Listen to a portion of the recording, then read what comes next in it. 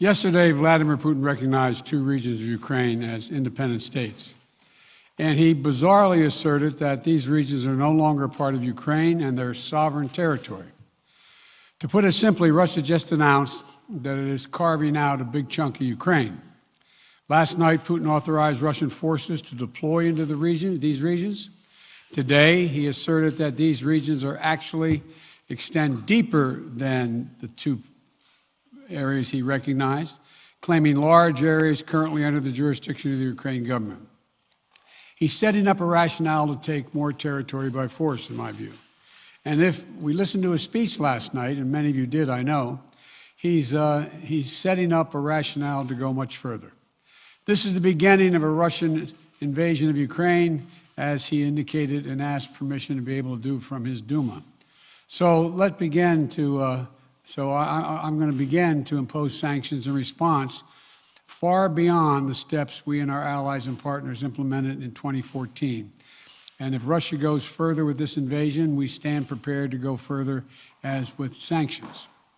Who in the Lord's name does Putin think gives him the right to declare new so-called countries on territory that belong to his neighbors?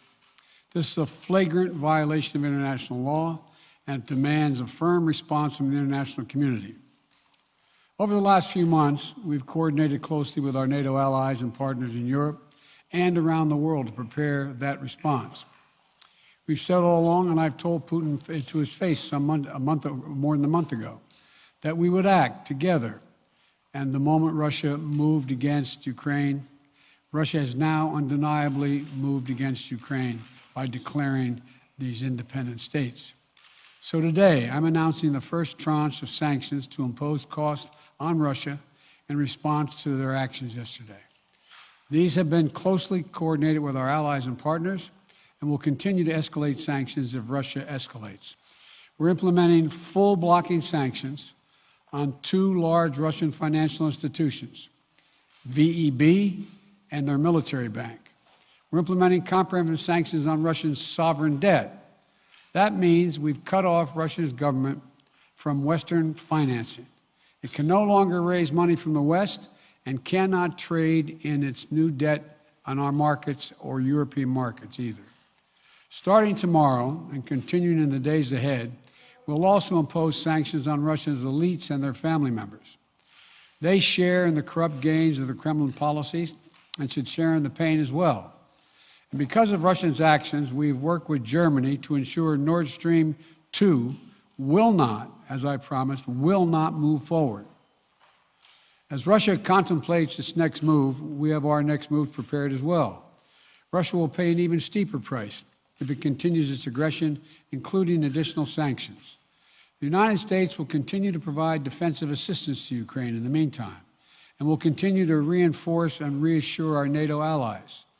Today, in response to Russia's admission that it will not withdraw its forces from Belarus, I have authorized additional movements of U.S. forces and equipment already stationed in Europe to strengthen our Baltic allies, Estonia, Latvia, and Lithuania. Let me be clear, these are totally defensive moves on our part. We have no intention of fighting Russia. We want to send an unmistakable message, though, that the United States, together with our allies, will defend every inch of NATO territory and abide by the commitments we made to NATO. We still believe that Russia is poised to go much further in launching a massive military attack against Ukraine. Hope I'm wrong about that. Hope we're wrong about that. But Russia has only escalated its threat against the rest of Ukrainian territory, including major cities and including the capital city of Kyiv. There are still well over 150,000 Russian troops surrounding Ukraine. And as I said, Russian forces remain positioned in Belarus to attack Ukraine from the north, including warplanes and offensive missile systems. Russia's moved troops closer to Ukraine's border with Russia. Russia's naval vessels are maneuvering in the Black Sea to Ukraine's south, including amphibious assault ships, missile cruisers, and submarines. Russia's moved supplies of blood and medical equipment into position on their border. You don't need blood unless you plan on starting a war. Over the last few days, we've seen much of the playbook that Secretary Blinken laid out last week in the United Nations Security Council come to pass. A major increase in military provocations and false flag events along the line of contact in the Donbass. Dramatically staged, conveniently on-camera meeting of Putin's Security Council to grandstand for the Russian public. And now, political provocation of recognizing sovereign Ukrainian territory as so-called independent republics in clear violation, again, of international law. President Putin has sought authorization from the Russian parliament to use military force outside of Russian territory. And this set the stage for further pretexts of further provocations by Russia to try to justify further military action. None of us should be fooled. None of us will be fooled. There is no justification. Further Russian assault in Ukraine remains a severe threat in the days ahead. And if Russia proceeds, it is Russia and Russia alone that bears the responsibility. As we respond, my administration is using every tool at our disposal to protect American businesses and consumers from rising prices at the pump. As I said last week, defending freedom will have cost for us as well and here at home. We need to be honest about that. But as we do this, I'm going to take robust action to make sure the pain of our sanctions is targeted at the Russian economy, not ours. We're closely monitoring energy supplies for any disruption. We're executing a plan in coordination with major oil-producing consumers and producers toward a collective investment to secure stability in global energy supplies. This will blunt gas prices. I want to limit the pain to the American people are feeling at the gas pump. This is critical to me. In the last few days, I've been in constant contact with European leaders, including with Ukrainian President Zelensky. Vice President Harris met in person with the leaders in Germany over the weekend at the Munich conference, including President Zelensky. At every step, we have shown the United States and our allies and partners are working in unison, which he hasn't been counting on, Mr. Putin. We're united in our support of Ukraine. We are united in our opposition to Russian aggression. And we're united in our resolve to defend our NATO alliance.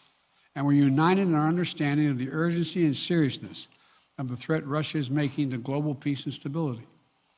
Yesterday, the world heard clearly the full extent of Vladimir Putin's twisted rewrite of history, going back more than a century, as he waxed eloquently, noting that, well, I'm not going to go into it, but nothing in Putin's lengthy remarks indicate any interest in pursuing real dialogue on European security in the year 2022.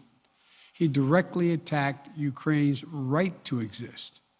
He indirectly threatened territory formerly held by Russia, including nations that today are thriving democracies and members of NATO. He explicitly threatened war unless his extreme demands were met. And there is no question that Russia is the aggressor. So we're clear-eyed about the challenges we're facing. Nonetheless, there is still time to avert the worst-case scenario that will bring untold suffering to millions of people if they move as suggested. The United States and our allies and partners remain open to diplomacy if it is serious. When all is said and done, we're going to judge Russia by its actions, not its words. And whatever Russia does next, we're ready to respond with unity, clarity, and conviction. We'll probably have more to say about this as it moves on. I'm hoping diplomacy is still available. Thank you all very much.